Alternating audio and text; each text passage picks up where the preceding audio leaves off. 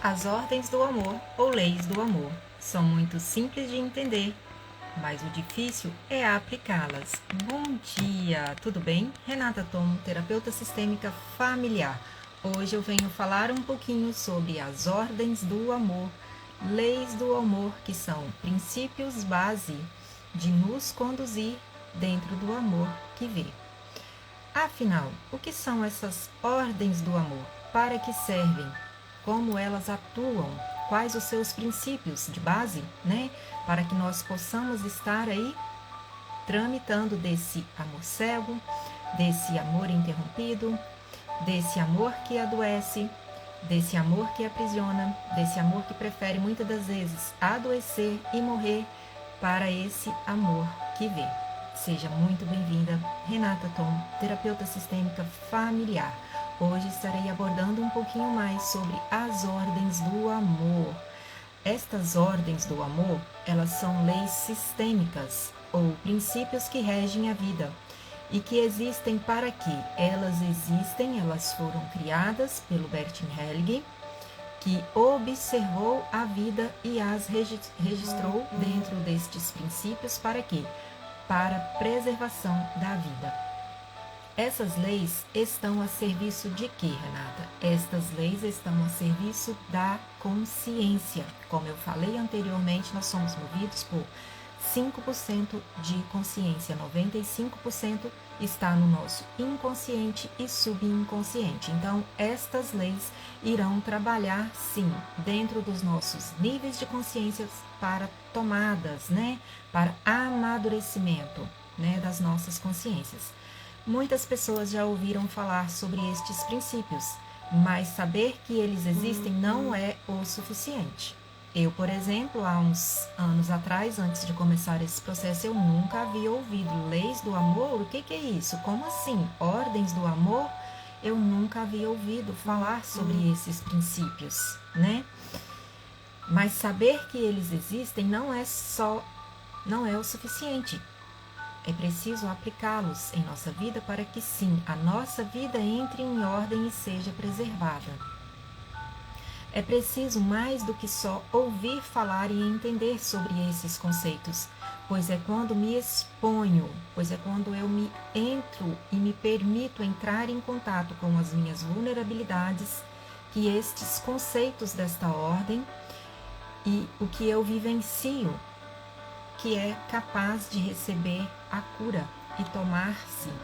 Então, assim, após o momento que eu vivenciei esses processos, tomadas de consciência, eu me torno o quê? A autoridade para poder estar falando de tudo que eu vivenciei para levar o outro, né, pelo caminho ao qual eu já percorri.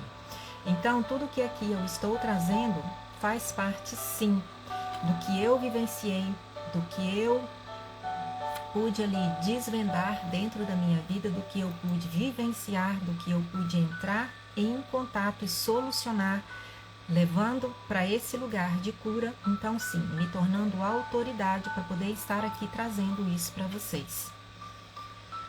Quanto mais conscientes somos sobre a importância de observar as ordens, mais abençoados nós somos em nosso viver. E isso implica em todas as nossas esferas de vida, a esfera pessoal, eu tenho falado muito sobre isso aqui, a esfera das relações, a esfera profissional, a própria prosperidade em si dentro dessas esferas de vida. A ordem precede o amor, e isso revela que o amor precisa estar abarcado por essa ordem. Eu citei um exemplo aqui no episódio anterior, mas eu vou trazê-lo aqui novamente, caso você não tenha visto, que imagine uma jarra. A jarra é a ordem. A água é o amor. Esse amor fora dessa jarra, ele se torna um amor solto, um amor livre, porém um amor que fere, um amor que prefere perder, um amor que maltrata, um amor que é egoísta, um amor que vive pelo eu, pelo ego, né? Movido pelo orgulho. E tramitar, né, desse amor que é egoísta do seu ego, ele precisa estar abarcado por essa ordem. Então a ordem é a jarra que vai conter esse amor, que vai colocar esse amor em forma de amor que vê, que vai trazer esse amor saindo da esfera, daquele amor egoísta do eu, de só pensar no próprio umbigo, para o nós. Então o princípio da ordem ele é esse, é te tirar do eu para o nós, porque nós somos um sistema. E dentro desse amor está o nosso sistema. Nós somos totalmente interligados, né? Então, a ordem, sim, precede o amor. O amor fora da ordem se torna disfuncional. Conflitos nas vidas das quais nós temos visto é porque certamente este amor está fora da ordem. É importante compreender que estas leis precedem e são mais importantes que o amor. As ordens são alicerces que mantêm o amor de pé, pois a ordem abarca o amor. Amor fora da ordem se torna um amor disfuncional. Como assim, então, o amor, como a ordem, né? Como assim a ordem precede o amor? E aqui eu quero trazer um trecho do livro do Bert Helling. Ele vai nos dizer o seguinte: muitos problemas surgem quando alguém pensa que pode superar a ordem por meio da racionalização, de forma que os esforços ou mesmo o amor não serão capazes de suportar. Não obstante, a ordem nos é pré-estabelecida e não pode ser substituída pelo amor. Isso seria uma ilusão. É preciso voltar à ordem, voltar ao ponto da verdade. Só ali encontramos a solução. O amor é uma parte da ordem. A ordem precede o amor, e este só pode desenvolver-se dentro dela. A ordem preexiste. Quando inverto essa relação e pretendo mudar a ordem através do amor, estou condenado a fracassar. Olha a gravidade disso. Estou condenado a fracassar. Isso não irá funcionar. O amor se adapta a uma ordem e assim pode florescer. Assim como a semente se adapta ao solo e ali cresce e prospera. Ordens do amor. Bert Helling. Quer profundidade maior do que isso? E assim, em paralelo com a Bíblia, nós sabemos que a Bíblia é a nossa regra de prática e fé. Tudo que nós, saímos fora dos princípios, dos valores que ali estão, como regra para que nós possamos seguir, nós estaremos aí vivendo uma vida disfuncional e não saberemos, por onde, muitas das vezes, começar. Então, sim, começar colocando o amor em ordem é o primeiro passo, porque as ordens precedem o amor. Isso revela que o amor que é o amor que precisa estar abarcado pela ordem. Esta consciência de que a ordem precede o amor pode parecer estranha para nós cristãos no primeiro momento, porque como assim? Se eu tenho a Bíblia como regra de prática e fé, como assim eu preciso estar olhando para essas leis do amor? Isso ocorre porque nós nos relacionamos esse amor, com o amor de Deus. E o amor de Deus é sim o amor real, o amor puro, porque Deus é amor. E Jesus é o caminho pelo qual nós conseguiremos ter acesso livres ao Pai. Deus é amor e nada pode ser maior do que Ele. E não existe outro caminho a não ser que seja através de Jesus para nos conduzir a esse amor dele. Isso é real. Ele é a fonte real do amor incondicional. E Jesus é o caminho. Jesus, através da crucificação, o véu foi rasgado para que nós possamos ter livre acesso ao Pai. Enquanto maior o nível de consciência dessa ordem, mais a vida em abundância teremos. Enquanto não tomamos consciência dessas ordens, estaremos vivendo na escassez, na deficiência do amor, nas guerras, nos conflitos, nos altos e baixos do amor. Estar com Deus e seguir as ordens Não quer dizer que não teremos lutas, que não teremos aflições, que não passaremos por tribulações. Mas quando a gente tem esses princípios muito bem formados, nós teremos condição de, quando vierem as lutas, saber como nos direcionar para solucionar, para resolver. A atenção, no entanto, o amor que as constelações olham, não é para esse amor real de Deus. Por quê? Esse amor que nós iremos tratar dentro de todos esses conceitos que aqui até o presente momento eu estive trazendo, como amor cego, como amor interrompido, como aquelas dinâmicas ali de filhinha do papai, filhinho da mamãe. Então são o quê? Amores, mas amores infantis. São amores em postura infantil. Então é esse amor que as ordens, que as leis irão estar conduzindo para um amor maduro, para um amor que vem. Então é dentro desse amor infantil que essa abordagem estará trabalhando. Porque é através das ferramentas, né? E qual é essa ferramenta? A minha ferramenta, por exemplo, é conduzida através do quê? Da constelação. Através da constelação a gente vai estar identificando qual a forma que está o seu amor para que você possua e adquira uma tomada de consciência para tramitar para o amor que vê. E é esse amor infantil, cego e egoísta que precisa se submeter à ordem para resolver e para desenvolver e alcançar a plenitude do amor de Deus. Sem essa elevação, sem essa tomada de consciência desse amor infantil, você não alcança esse amor incondicional de Deus. O amor cego só causa desordem, angústia e dor. E para que servem então as leis do amor? Essas ordens são princípios que protegem e servem a vida, pois as ordens revelam o estudo das consciências, identificando e classificando entre a boa e a má consciência. E lá em Romanos 1:20 nos diz o seguinte: pois desde a criação do mundo os atributos invisíveis de Deus, seu eterno poder e a sua natureza divina têm sido vistos claramente, sendo compreendidos por meio das coisas criadas, de forma que tais homens são indesculpáveis. A sabedoria divina, ela é de graça, é um dom recebido de graça. Mas se esta sabedoria divina não nos gerar entendimento, nós não estaremos fluindo nesse amor de Deus. E se nós não somos capazes de gerar entendimento, nós somos indesculpáveis. Indesculpáveis. Porque está tudo aí. Quantas Bíblias estão na estante como depósitos de poeira?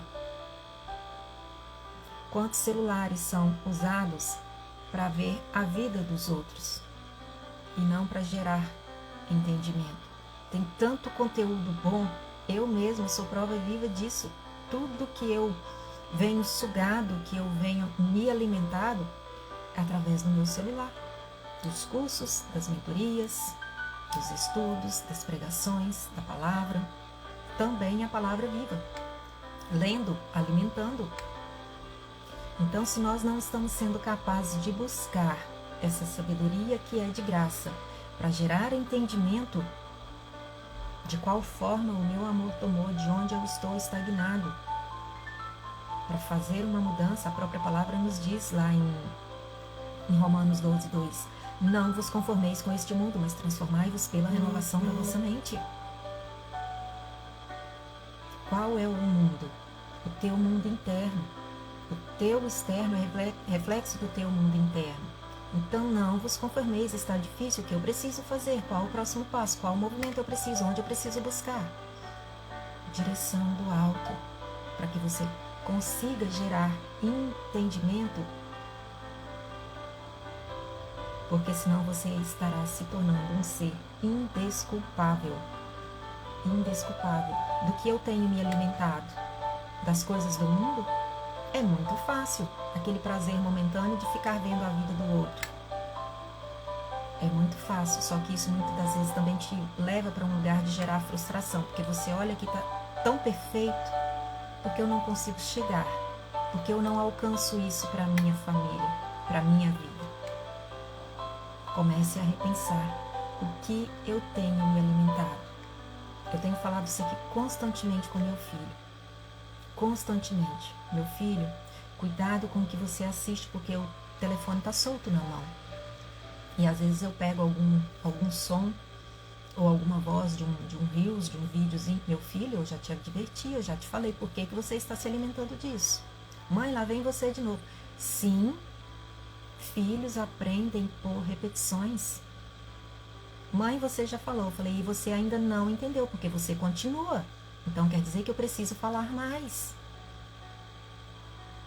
O que isso está te trazendo de ensinamento? Ah, mãe, é engraçado. Sim, lá uma vez ou outra assistir uma coisinha engraçada, ok, tudo bem, a gente também precisa se divertir. Mas o ponto é, o que eu estou me alimentando? O que eu estou pondo para dentro?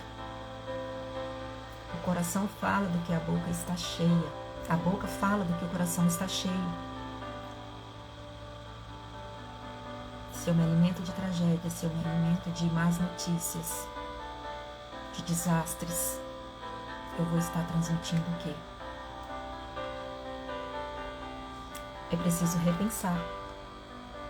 Paulo mesmo nos diz o seguinte: porque o bem que eu quero fazer, esse eu não faço. E o mal que eu não quero fazer, esse sim eu faço. Por quê? Por que agimos assim? Porque nós fomos formatados, nós fomos moldados nos períodos de molde do que nós aprendemos. Então quer dizer que eu preciso continuar assim? Não! Não vos conformeis com este mundo, mas transformai-vos pela renovação da vossa mente. Não é jogar a culpa lá para o meu pai, para minha mãe. Ah, eles só souberam me passar isso, só souberam me ensinar isso, foi o que eu aprendi. Não. A mudança começa em mim, a mudança começa em você. Tá bem? Do jeito que tá, ótimo, continue. Não está bem? Quer mudança? Busque. Pague o preço. Pague o preço de vivenciar um processo. Porque muitas das vezes volta um pouquinho, né? Como eu estava falando lá naquela esfera, se você não foi capaz de tramitar, sair dessa esfera da mãe para a esfera do pai, para ir para o avanço, para conquistar, para buscar a sua própria transformação, você está esperando receber. Quem só espera receber está preso. Quem não consegue avançar, quem não consegue conquistar, não consegue prosperar, está preso. E o pior disso tudo, vidas que não estão conectadas com suas raízes e ainda estão esperando receber algo, não está conectado consigo próprio, não está conectado com Deus. Então muitas das vezes você vê determinadas situações e você olha, é falta de Deus. Não, gente, não é falta de Deus. Por quê? Nós já recebemos a nossa biografia desde o ventre. Salmo 139, a nossa biografia nos descreve quem nós somos, a nossa identidade de filhos. Se eu não sou capaz de ativar isso, de ativar a minha identidade de viver uma vida digna e plena, de ser chamada filha de Deus, eu vou estar pela vida como um espectro. Olhe para um viciado.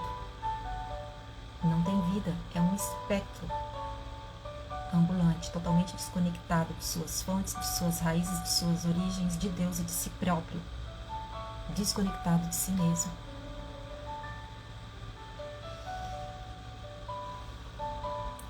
Perceba os atributos, o caráter e toda essa engenharia do universo e os atos de sabedoria de Deus.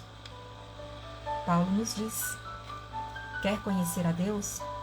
Olhe para o que já existe e para o que já foi criado. Olhe para você, você é criatura, você enxerga a tua assinatura como filha, como filho? Você já é, a tua identidade já é de filho. Você conseguiu ativar essa tua identidade e tomar posse? Eu sou filha, eu sou filho de Deus.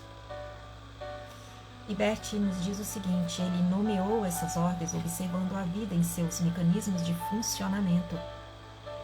Foi observando a vida que ele foi catalogando e foi registrando e assim então criando essas leis. Bert viu exatamente o que Deus criou e catalogou. Está em convergência. Tudo que Bert diz, ele nomeou a sua forma, como as leis da ordem, como as leis do amor, como os princípios que são pertencimento, ordem, hierarquia e equilíbrio, em concordância com o que Deus criou. E ele simplesmente nomeou. Simplesmente nomeou. É como a lei da gravidade. Quem classificou a lei da gravidade? Ele viu que se eu soltar uma maçã, a maçã vai cair e vai espatifar. Se eu me jogar do prédio, eu não vou sair voando como super-homem, como Mulher Maravilha. Eu vou me esborrachar lá embaixo, a lei da gravidade. Então ele nomeou. Ela já existe, ela já estava no universo. Ele simplesmente nomeou. Ele a criou? Não. Ele classificou. Deus é o Criador e o autor de tudo. Quem conhece a fonte da vida, logo, reconhece o que vem dela. E essas leis falam da graça quando há inclusão. Elas falam de organização para estar no lugar de receber as suas bênçãos. E elas falam de equilíbrio, que é o perdão, o eu sinto muito. Quem é o nosso maior exemplo de obediência e ordem a sermos seguido como exemplo? Jesus é o nosso maior modelo e exemplo a ser seguido, e ele nos deixa esse bastão de sermos pequenos cristos aqui na terra. Tem uma passagem que ele diz: vão e façam discípulos. Esta é a minha ordenança, é o meu pedido para vocês. Cristão mais discípulos ou imitadores de Jesus, que é igual ao quê? Pequenos cristos aqui na terra. Nós estamos aqui hoje como sementes levando. Você tem sido um verdadeiro cristão de transmitir essa mensagem, seguindo os passos de Jesus? Este nome pejorativo naquela altura ficou popular e se tornou o nome oficial dos seguidores de Jesus. Cristão significa discípulo ou imitador de Cristo. Os cristãos acreditam que Jesus é o Cristo prometido, o Salvador do mundo, e isso está lá em Mateus 16, 15 e 16. Ele veio ao mundo para nos salvar dos nossos pecados que nos afastam de Deus. E qual a importância, então, das ordens, dentro da Bíblia, na palavra? Em Jesus, mesmo sendo Deus, se submeteu a uma ordem.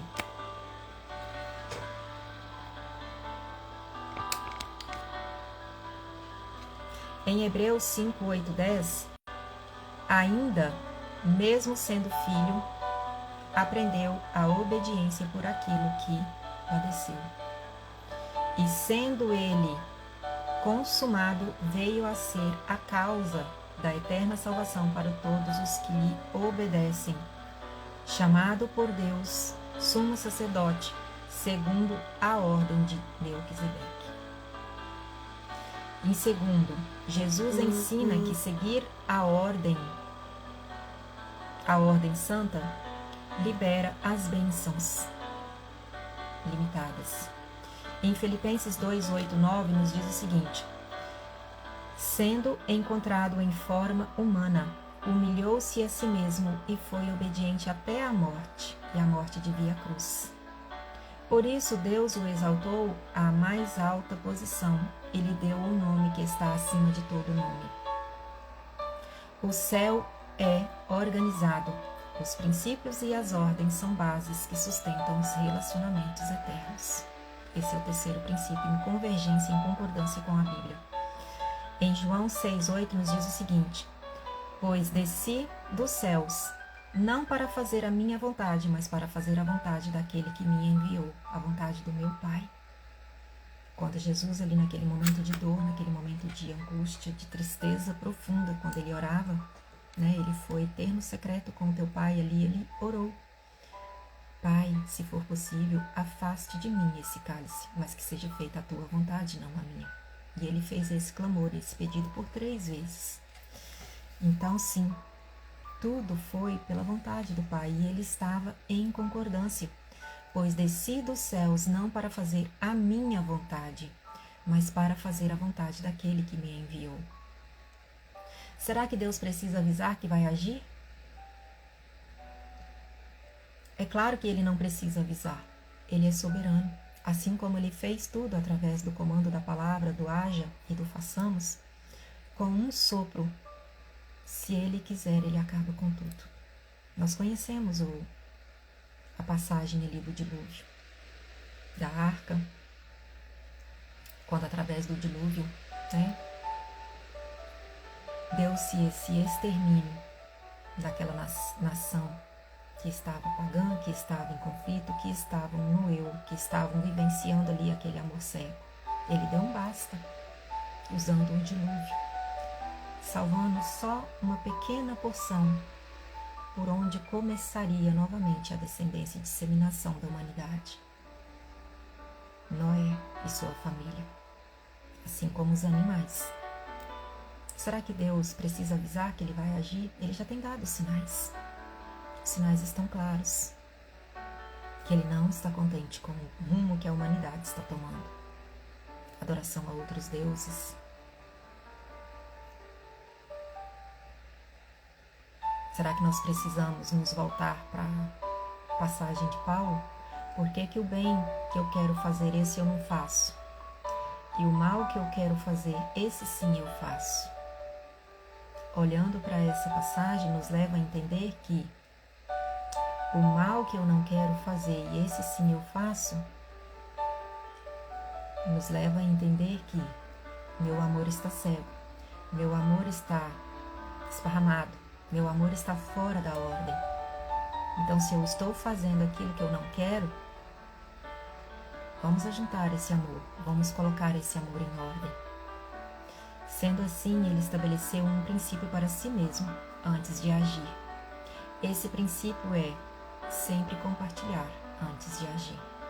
Então, quando eu compartilho intimidade, obediência, presença, comunhão com Deus, eu estarei sendo conduzido e agindo segundo a vontade dele, não segundo a minha vontade. Porque a minha vontade é falha.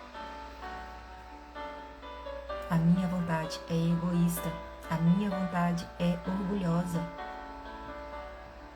O maior mal da humanidade começa na raiz do orgulho. O orgulho é a raiz da rejeição. Se você foi rejeitado pelo teu pai, pela tua mãe, você pode estar aí no orgulho. Eu fui rejeitado. Então, sim, é preciso olhar. E se você quiser olhar, eu estou aqui te estendendo a mão, para que você possa estar tomando essa consciência com todos esses conteúdos que aqui eu estou trazendo, de que há um caminho de tramitar desse amor cego, de colocar ordem nesse amor para transbordar. Porque o amor, quando ele entra na ordem, o amor, quando é contido na jarra, ele transborda vida, ele transborda amor que cura. Se fez sentido para você, encaminhe para alguém. Talvez alguém possa estar precisando, entender que está vivenciando aí um amor, que é um amor que está adoecendo, que é um amor que está ferindo. E se quiser tramitar para esse amor que vê, eu estou aqui disposta a pegar na tua mão e te auxiliar nessa condução. Um grande beijo, faça um excepcional dia, fique com Deus. Esse foi o 19º dia, voltando ao lar. Ordens. As ordens precedem o amor. Grande beijo no coração.